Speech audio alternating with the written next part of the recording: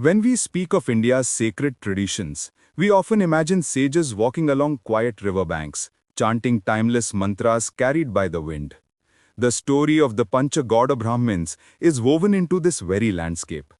These are the northern Brahmin lineages, 5 ancient streams of knowledge that rose from different regions of Bharat, yet flowed from the same Vedic source. Their journey is not just a matter of geography. It is a tale of devotion, scholarship, ritual power, and the way dharma shaped entire regions. Where it all begins, the northern lineages. Legend paints a vivid picture of sages settling across the great plains of North India. As the Vindhya stood like a silent boundary between north and south, Brahmin communities on either side developed their own flavors of tradition while staying rooted in the Vedic fire.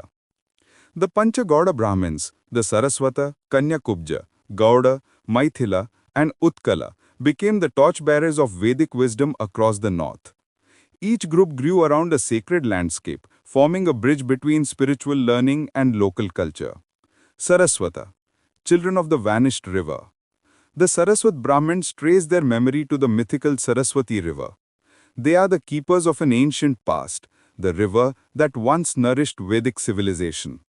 Even after the river disappeared from the earth, its people carried the spirit of Saraswati in their scholarship. Whether in Kashmir's cool valleys or Punjab's hardy plains, their devotion to learning remained unbroken. Kanya-Kubja, the scholars of Kannauj. Kannauj was once the beating heart of North Indian learning. Kanya-Kubja Brahmins became renowned as priests, teachers, and advisors to kings. When kingdoms in the east sought to strengthen their learning, they called upon these scholars, a gesture that shows their spiritual stature even beyond their homeland. Gauda, the Brahmins of Bengal and Bihar. From the fertile lands of ancient Gauda Desha came the Gaur Brahmins. They nurtured the intellectual soul of Bengal and Bihar. Their traditions blended the solemnity of Vedic rituals with the rich cultural life of eastern India.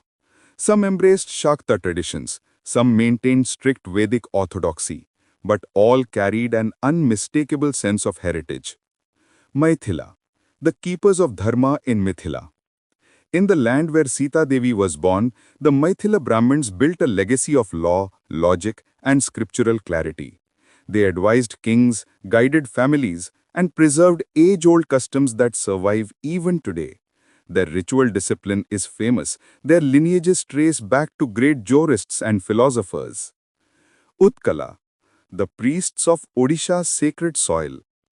Odisha's temple culture has always been distinctive, and at its heart stand the Utkala Brahmins. Deeply connected to the worship of Lord Jagannath, they carry ritual roles that span centuries.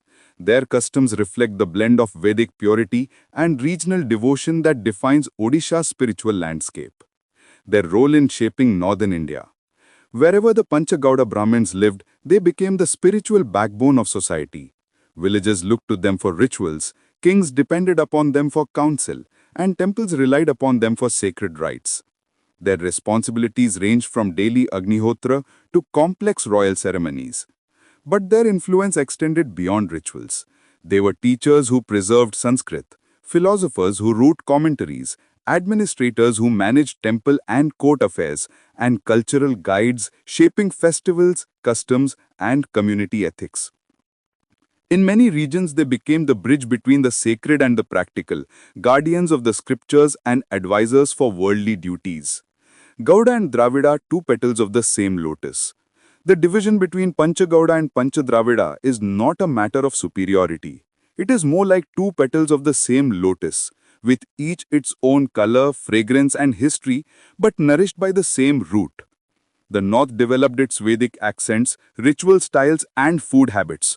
The south cultivated its own recitation tones, recensions of the Vedas, and strict dietary rules. Yet, both walked the same path of dharma. Everywhere in India, the Brahmin identity was tied not to power, but to responsibility, the sacred duty of upholding the Vedas, a living tradition in the modern world. Even today, these ancient lineages influence how Brahmin communities see themselves.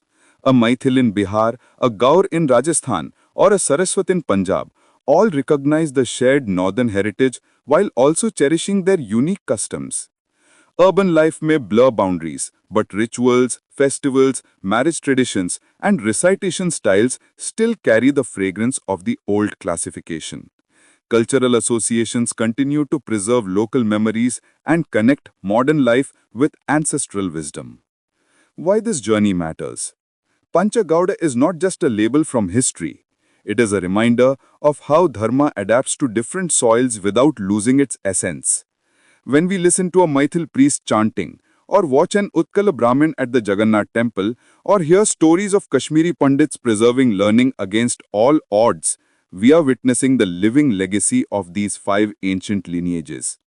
They show us that Bharat's cultural strength comes from unity in diversity. One Veda, many traditions. One spiritual fire, many flames.